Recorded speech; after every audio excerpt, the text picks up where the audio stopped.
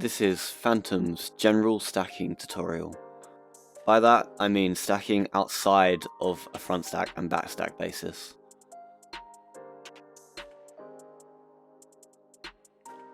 Okay, so when it comes to hand placement, you want to keep your hand in the center of your body, just slightly above your belly button.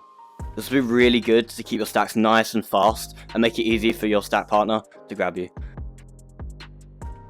When it comes to doing more complicated things like turning, braking, and boosting after the disc, you're going to want to exaggerate your movements. This will make it really easy for you to do these complicated and hard turns without losing your stack partner. It will also mean that they have an easier pull to go off of.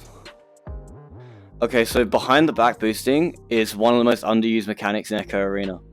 Not many people even know about it to begin with, but it's essentially when you start your boosting in front of you, just normal pulls, but then you slowly move your hand more behind the back. So when you're doing the behind the back boosting, it's important that you mainly use it in straight lines and not around the arena as much. It's really effective for races with other stacks and initial jousts. This is why Phantoms has one of the fastest initial jousts out there, is because of the behind the back boost. I'm just trying this out there. You can also do this on Quest 2 as well, because I was doing it on Quest 2 before I moved to CV1, so I know it works. Okay, so for players that are just like starting out in Echo, the cubes in the loading lobby, so where you load into the arena, are very good for learning to boost. If you're just like starting out and just need to get boosting down, come to these cubes, you just grab them, keep moving forward, turn around, go again, easy. Also, the cubes in the tunnel are the same thing but longer lines, so you can use that one as well to get some nice boosting lines just back and forth. Just make sure you use the ones in the top left, because the ones in the middle have a massive gap in between them. And it's just grab, pull, grab, pull, grab, pull, making sure the impulse are nice and straight. Really important for when you're regrabbing. Okay, so if you're new to the game, you probably boost by seeing the player come in front of you and then pulling off of them once you see them. This is great, but you can do it a lot faster by boosting by sound. So the difference is, when you boost by seeing a player, by the time you've seen the player and then thought about boosting and actually done it, it's a lot more time than listening to the sound, as the sound will be the second that the player has grabbed you and let go, and you will only see the player when he appears in front of you, so he has to move about an extra foot or two, which makes up a lot of time in Echo Arena. So for an initial joust, you want to be going when the timer goes from 2 to 1, just after that 2. That's when you want to start boosting. If you're a particularly fast stack, you might have to wait a bit longer than if you were with a slower stack partner, and go more in between 2 and 1. But you would adjust that based off your stack. So when you're doing the initial joust, I recommend that you use behind the back. It is a straight line, and it is a straight contest between who is faster, your stack or their stack. There's nothing else to it. The initial joust is a speed contest, so behind the back is a massive advantage when you're doing it. On this initial joust, a very easy and default rollout that you can use is sending one player to the disc and sending another player head redirecting off double diamond and bouncing up to left or right high. This gives you an instant pass to a pretty safe area in the arena, as these left and right high places have a lot of coverage by blocks and the wall from stacks. Okay, so braking is another underused mechanic in Echo Arena. It's extremely useful whenever you're trying to do sharp turns or read a bounce. If you don't know where that disc is going, there's no point you just boosting after it as if you know.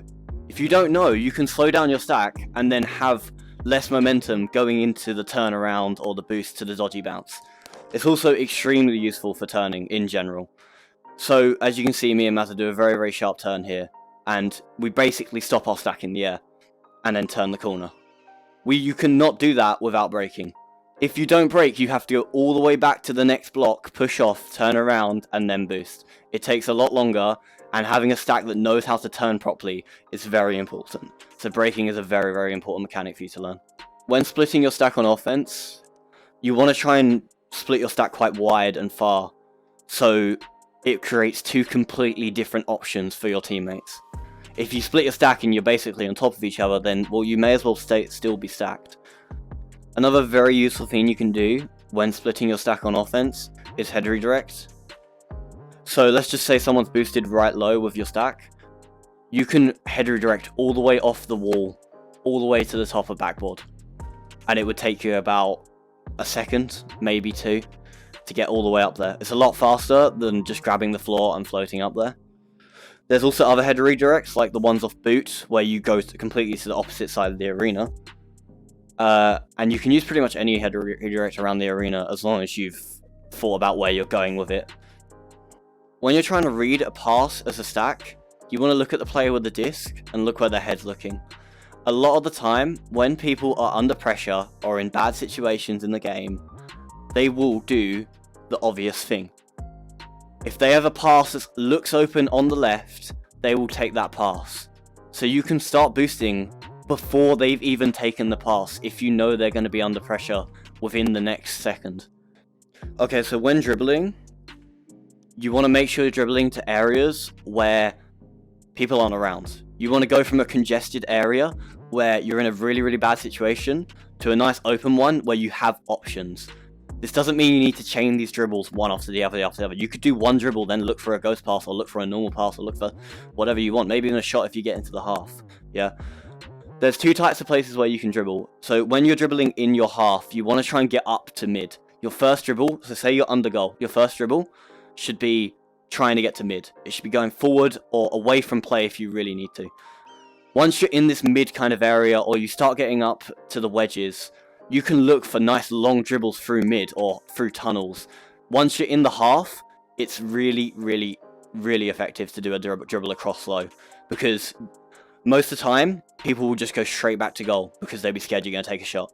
So you can get a nice dribble down to right low or left low, and it pretty much be unpressured because they're so scared of you taking the shot. Hey, thanks for watching. There's a lot we didn't cover in this video about stacking as a front stack and stacking as a back stack. Each of these topics will get their own individual videos in the future. If there's a certain part of Echo Arena you want to see focused on in the next video, leave it in the comments and let us know what you think.